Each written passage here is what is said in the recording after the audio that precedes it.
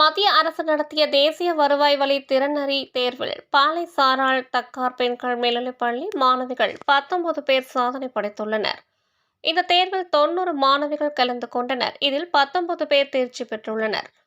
தேர்ச்சி பெற்ற 19 மாணவிகளில் ஜோஸ்வின் அன்ன செல்வம் என்ற மாணவி 180க்கு 145 மதிப்பெண்கள் பெற்று முதல் இடத்தையும், 130 மதிப்பெண்கள் பெற்று தர்ஷினி என்ற மாணவி இரண்டாம் இடத்தையும், 129 மதிப்பெண்கள் பெற்று இசக்கி ஸ்ரீமதி மூன்றாம் இடத்தையும் பெற்று சாதனை படைத்தனர்.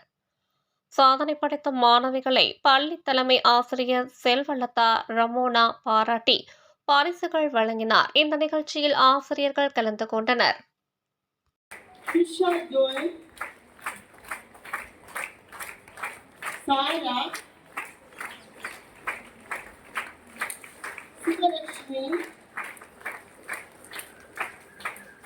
நர்மதா, பயன்கிளி, சுபநந்தனா. கடந்த ஆண்டு 10 மாணவர்கள் வெற்றி பெற்றிருந்தாங்க. இந்த ஆண்டு கர்த்தருடைய கிருபையினால 19 பிள்ளைகள் வின் பண்ணியிருக்காங்க. மற்றும் நம்மளுடைய பள்ளிக்கூடத்தில் உள்ள மாணவி மட்டும்தான் திருநெல்வேலியிலேயே ஃபர்ஸ்ட் மார்க் எடுத்திருக்கிறார். அதை நான் பாராட்டுகிறேன்.